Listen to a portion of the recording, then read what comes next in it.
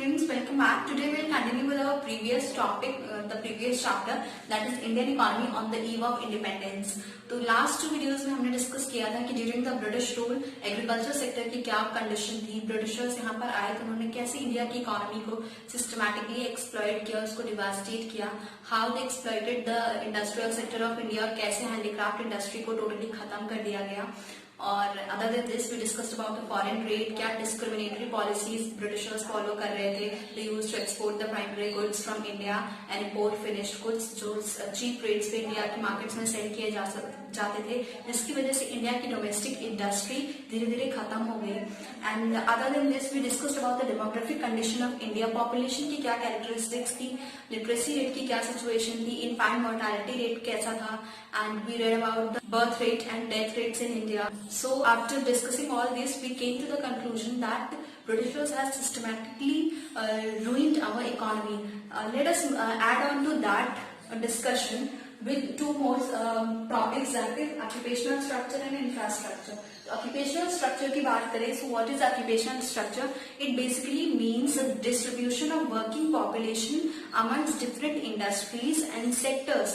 अगर हम sectors की बात करें इकोनॉमी, तो प्राइमरी 3 sectors होते हैं mainly, primary sector, secondary sector and tertiary sector.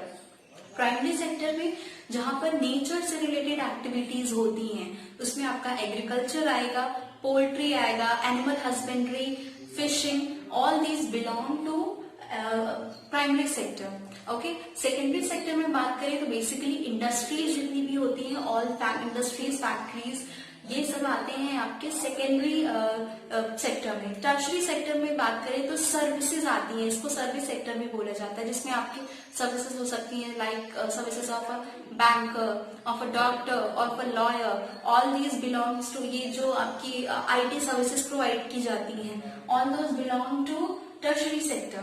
तो इंडिया में ये जो क्लासिफिकेशन था पॉपुलेशन का कि लोग किस सेक्टर में ज्यादा काम कर रहे थे, तो वो था आपका प्राइमरी सेक्टर। उसमें से 75% पॉपुलेशन, इंडिया की 75% वर्किंग पॉपुलेशन वो कौन सा काम करती थी? They were involved in agriculture. The rest of population of India, that was 25%, that was employed in secondary and tertiary sector. Now let us move on to infrastructure. Infrastructure की condition बहुत खराब थी। इंफ्रास्ट्रक्चर में क्या आता है? Basically आपके roads, canals, okay, dams, transportation system, communication system, all these comes under infrastructure. तो इंफ्रास्ट्रक्चर की बात करें तो ब्रिटिशर्स ने इंडिया के इंफ्रास्ट्रक्चर को डेवलप करने की कोई ऐसा मेजर, कोई स्टेप नहीं लिया था। उन्होंने सिर्फ बेसिक इंफ्रास्ट्रक्चर डेवलप करने पे ध्यान दिया। बेसिक इंफ्रास्ट्रक्चर जैसे रेलवेज, पोर्ट्स, ओके, कम्युनिकेशन में उन्होंने पोस्ट और टेलीग्राम्स को इंट्रोड्यूस किया। तो ये सब बेसिक इंफ्रास्ट्रक्चर डेवलप करने के भी पीछे उनका मोटिव ये था कि वो अपने इंटरेस्ट को सर्व कर सके, मतलब अपने हितों के लिए, बस अपने प्रॉफिट के लिए उन्होंने इन सर्विसेज को, इन इंफ्रास्ट्रक्चर को डेवलप किया। उनको ये इंफ्रास्ट्रक्चर डेवलप करने के पीछे लोगों को सर्व करना, लोगों को फैसिलिटीज प्रोवाइड करना मोटिव नहीं था, उनका सेल्फिश इंटरेस्ट था। तो उन्होंने रोड्स जो कंस्ट्रक्ट की थी ड्यूरिंग ब्रिटिशर्स टाइम, जो रोड्स कंस्ट्रक्ट हुई थी, they were not enough. Britishers were mainly focusing on the construction and development of railways and waterways, water transport. Okay, roads क्यों कंस्ट्रक्ट किया उन्होंने? रोड्स बेसिकली उन्होंने इसलिए कंस्ट्रक्ट किया जिससे कि जो एग्रीकल्चरल गुड्स जहां पर जिस रीजन में पाए जाते हैं, उनको वहां से ट्रांसपोर्ट करके रेलवे स्टेशन तक पहुंचाया जा सके, जिससे कि बाद में रेलवेज उनको ट्रांसपोर्ट कर सके। तो मेनली जहां पर वो पाए जाते थे, उन सोर्स से लेकर के रेलवे स्टेशन तक ही रोड्स कंस्ट्रक्ट करवाई जा रही थी। और उन्होंने कोई लोगों के बीच में कम्युनिकेशन, कन्वेंस को इम्प्रूव करने के लिए उन्होंने रोड्स नहीं कंस्ट्रक्ट करवाई। और मेनली जो इंडिया में उस टाइम रोड्स थी भी, जिन्होंने कंस्ट्रक्ट भी करवाई, वो भी ऑल वेदर रोड्स नहीं थी। मतलब कि जैसे ही बरसात का सीजन आता था, मानसून आता था, तुरंत ही रेनी सीजन की वजह से वो रोड्स खराब हो जाती थी, लोगों पर आना जाना बहुत मुश्किल हो जाता था। तो रोड्स की basically condition was very deplorable. Now let us talk about railways. Railways India में स्टार्ट होते हैं फ्रॉम 1850 कंस्ट्रक्शन स्टार्ट होता है। रेलवेज का भी मेन मोटिव यही था कि ब्रिटिशर्स के इंटरेस्ट को सर्व कर सके। उन्होंने अपने फायदे के लिए रेलवेज को कंस्ट्रक्ट किया, जिससे कि गुड्स को ट्रांसपोर्ट किया जा सके, पोर्ट्स तक पहुंचाया जा सके, और उन पोर्ट्स से गुड्स को थ्रू सी रूट ब्रिटेन में एक्सपोर्ट किया जा सके, और फिर फिनिश्ड गुड्स को पूरे इंडिया में थ्रू आउट सर्कुलेट करने के लिए भी रेलवेज का यूज किया जाता था। तो फर्स्ट टाइम इंडिया में रेलवे स्टार्ट होता है between Bombay and Thane, which was in the year 1852। Okay, so first railway line जो थी that was between Mumbai and Thane. अगर हम बात करें एयर एंड वाटर ट्रांसपोर्ट की, तो एयर ट्रांसपोर्ट वैसे कुछ डेवलप तो था नहीं। वाटर ट्रांसपोर्ट था, वो भी सिर्फ कॉलोनियल यूज के लिए था। ओके, कॉलोनियल पर्पसेस के लिए ही वाटर ट्रांसपोर्ट को यूज किया जा रहा था, ब्रिटिशर्स के यूज के लिए। Next is of communication. Communication में ब्रिटिशर्स ने पोस्ट्स और टेलीग्राफ्स को इंट्रोड्यूस किया। Telegraphs at that point of time used to be very expensive, मगर उन्होंने इतना एक्सपेंसिव टेलीग्राफ क्यों इंट्रोड्यूस किया? क्योंकि वो उसकी हेल्प से उन्हें लॉ एंड ऑर्डर मेंटेन करने में हेल्प मिल रही थी, और वो और इफेक्टिवली इंडिया को एडमिनिस्टर कर सकते थे। ओके, तो इन सारे सेक्टर्स की हेल्प से हम क्या कंक्लूड कर सकते हैं कि इंडिया की इकोनॉमी बहुत बैकवर्ड थी, अंडर डेवलपमेंट था इंडिया में। ओके, तो ये अंडर डेवलपमेंट और बैकवर्ड हमें किन चीजों से पता चलता है? ये कुछ पॉइंट्स हैं जो इंडिया के अंडर डेवलपमेंट और उसकी बैकवर्डनेस के प्रूफ हैं, जो इन सारे सेक्टर्स में हमें देखने को मिला। Agriculture sector, foreign trade, industrial sector, demographic condition, okay, फिर ऑक्यूपेशनल स्ट्रक्चर और इंफ्रास्ट्रक्चर। तो ये कौन से पॉइंट से? पहला पॉइंट तो ये कि इंडिया की जो पर कैपिटा इनकम थी वो कांस्टेंट थी। जैसे हमने पहले डिस्कस किया था कि पर कैपिटा इनकम कितने रेट से ग्रो कर रही थी? 0.2% की रेट से। ओके, तो ये क्या था? बहुत लो ग्रोथ ऑफ रेट था पर कैपिटा इनकम में। लोगों की जो एवरेज इनकम थी वो इंक्रीज ही नहीं कर रही थी। इसका मतलब क्या था? इकोनॉमी डेवलप नहीं कर रही, लोगों का लिविंग स्टैंडर्ड नहीं इंप्रूव करेगा।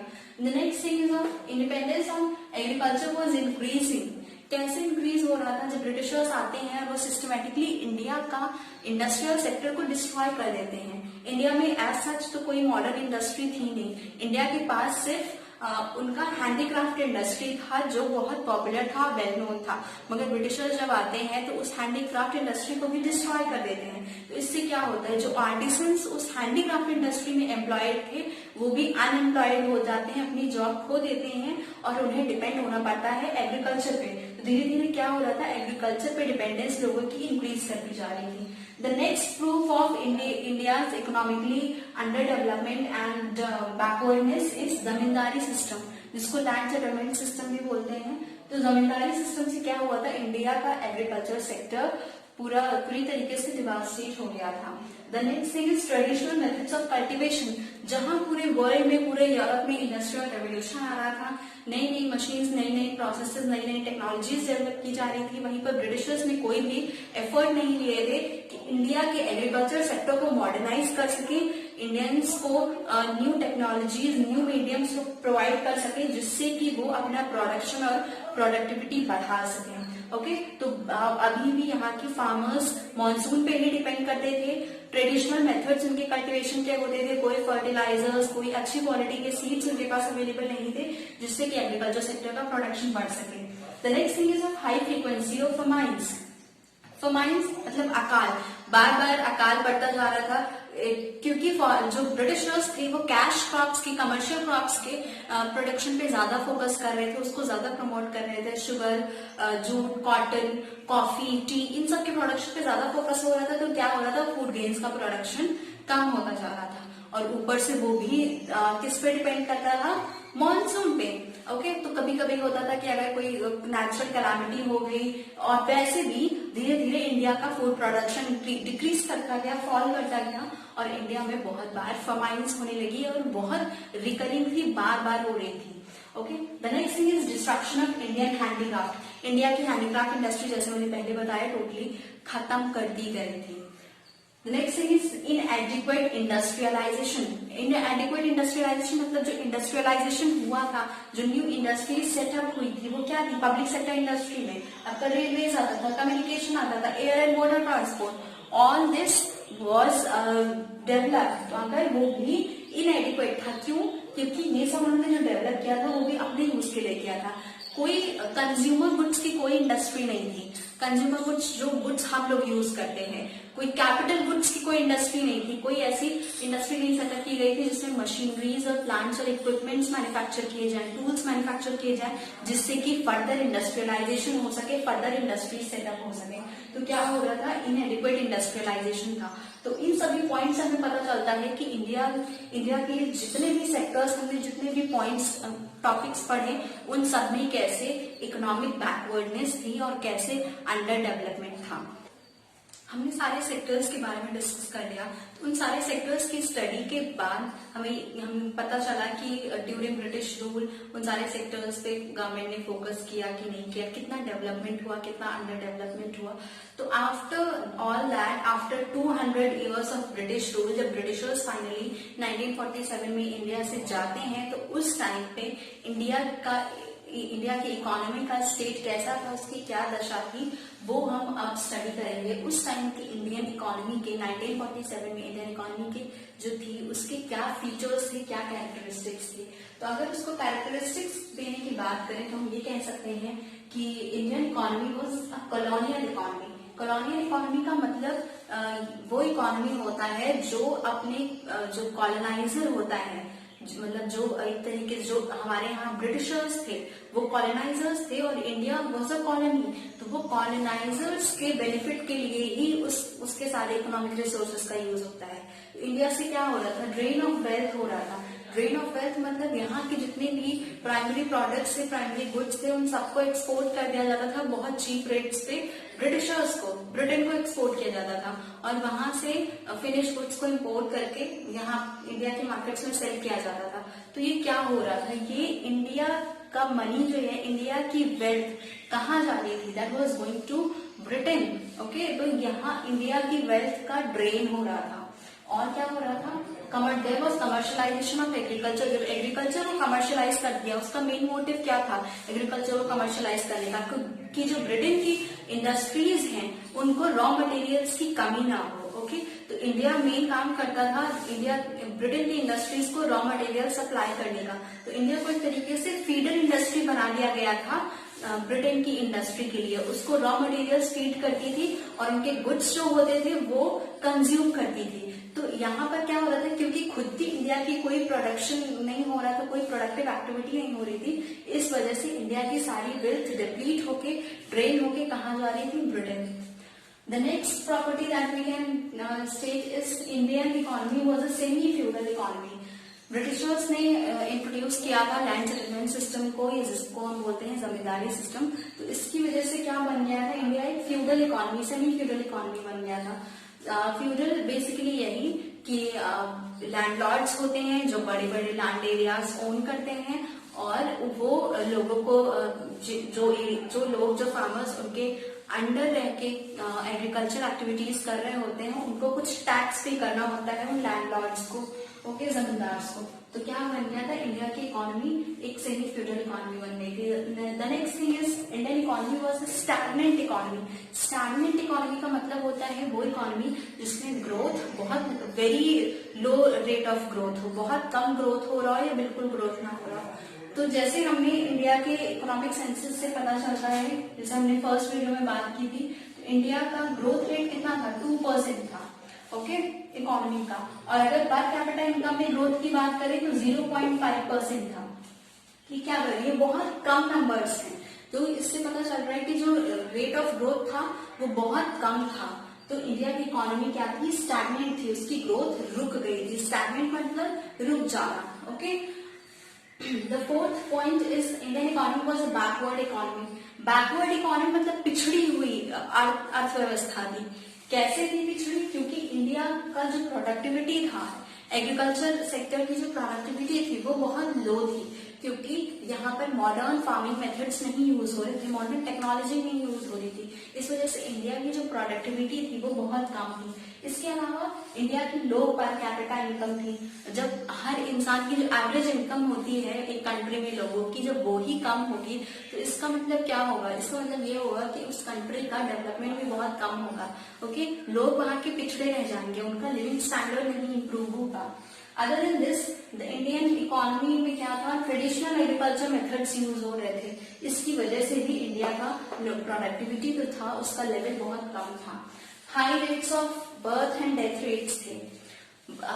हाई बर्थ रेट से क्या होगा, पॉपुलेशन इंक्रीज करेगी, और पॉपुलेशन इंक्रीज करेगी तो इकोनॉमी पे बर्डन, बोझ बढ़ता जाएगा।